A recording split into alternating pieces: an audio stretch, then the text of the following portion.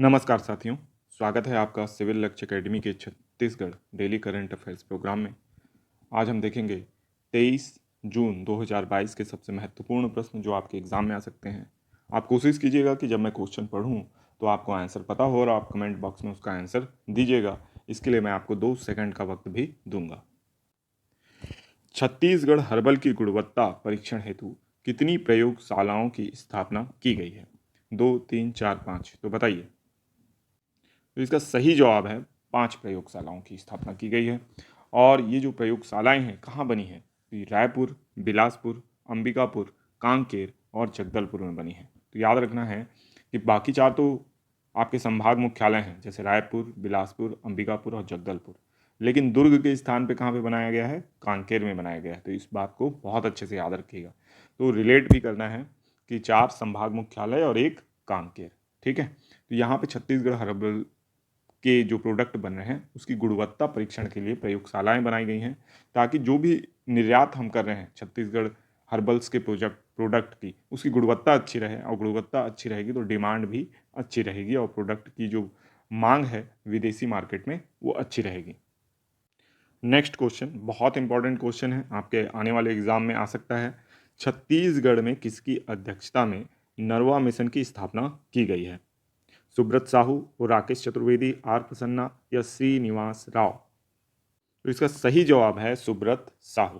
तो सुब्रत साहू जो हैं वो अध्यक्ष बनाए गए हैं। तो वर्तमान में किस पद पे हैं सुब्रत साहू? तो अपर मुख्य सचिव हैं। ठीक है। तो सुब्रत साहू जी अध्यक्ष बने हैं। और ये जो नरवा मिशन है ये नालों को रिचार्ज करने के लिए बनाया गया है, और इसके लिए संचालित जो भी कार्य हैं उसके सुचारू रूप से क्रियान्वयन उसका हो सके, इसका ध्यान रखेगा नरवा मिशन। ठीक है। और नरवा मिशन जो है एक अध्यक्ष के साथ 7 सदस्यीय मिशन है। ठीक है।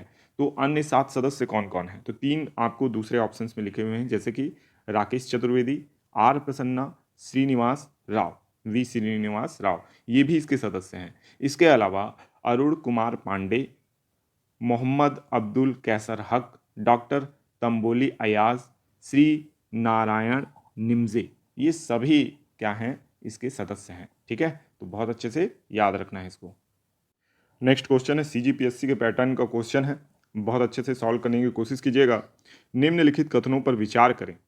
भाभा एटॉमिक रिसर्च सेंटर और छत्तीसगढ़ बायोफ्यूल विकास प्राधिकरण के बीच में एमओयू हुआ है। दूसरा कथन है इसका उद्देश्य महिला स्वसहायता समूहों को गोबर द्वारा विद्युत बनाना सिखाना है। ठीक है। अब तीसरा कथन है इसके लिए निसार गुना आधुनिक तकनीक का प्रयोग किया जाएगा। और चौथा कथन है गोबर से परमाणु ईंधन भी बनाया जाएगा। सही कथनों को चुनना है कि कौन कौन से कथन सही हैं। तो ऑप्शन ए में पहला है, बी में 1 और 2, सी में 1, 2, 3 और डी में 1, 2, 3, 4।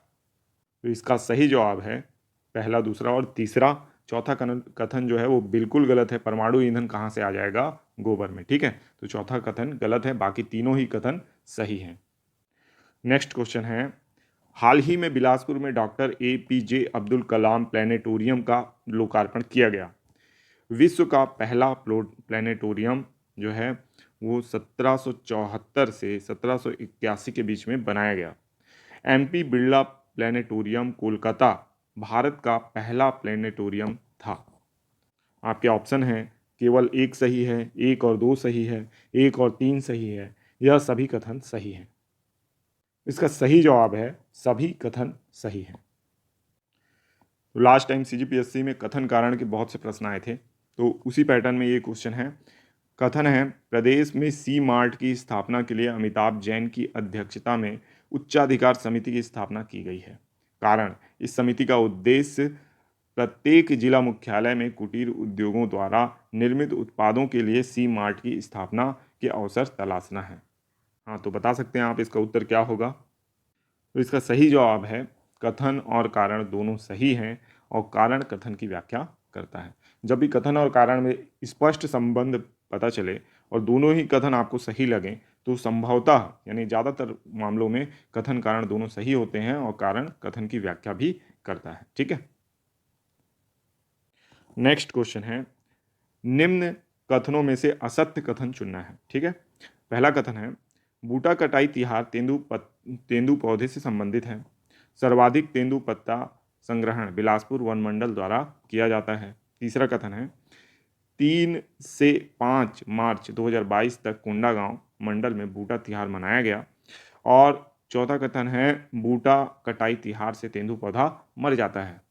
तो आराम से इसका उत्तर दिया जा सकता है कि बूटा कटाई तिहार से तेंदू पत्ता मरता नहीं है, इसलिए ये कथन गलत है। ठीक है, और बूटा कटाई किस लिए किया जाता है, तो ऑब्वियस सी बात है कि तेंदू पत्ते का जो पौधा है वो ज़्यादा ग्रो हो, इसके लिए किया जाता है। ठीक है, नेक्स्ट क्वेश्चन है दुर्ग में वायरोलॉजी लैब खुलने के पश्चात राज्य में कुल कितने स्थानों पर वायरोलॉजी लैब स्थापित हो चुके हैं। तो इसका सही जवाब है 12 स्थानों में। ठीक है, अब आप लोगों के लिए एक होमवर्क प्रश्न है। नेशनल फैमिली हेल्थ सर्वे 5 के आंकड़ों के पर विचार कीजिए। पहला कथन है इसमें छत्तीसगढ़ में 2015-16 में संस्थागत प्रसव का प्रतिशत 70.2 था। छत्तीसगढ़ में 2020-21 में संस्थागत प्रसव बढ़कर 85.7% हो गया। तो कौन से कथन सही है, पहला, दूसरा या दोनों गलत हैं। ठीक है, तो इसका उत्तर आप कमेंट बॉक्स में जरूर दीजिएगा। अब हम देखेंगे पिछले वीडियो के कुछ महत्वपूर्ण प्रश्न। और रवल इन द जंगल का आयोजन रायपुर के बलबीर सिंह जुनेजा स्टेडियम में होगा, जो कि बॉक्सिंग से संबंधित है। फिर है G20 AVPN global conference Indonesia Bali में छत्तीसगढ़ से कवासी लखमा जी गए हुए हैं। मलेरिया मुक्त छत्तीसगढ़ अभियान के तहत नारायणपुर जिले में 100% लक्ष्य की प्राप्ति हुई है। और भूरम देव मंदिर को आज़ादी के अमृत महोत्सव के तहत छत्तीसगढ़ से चुना गया है।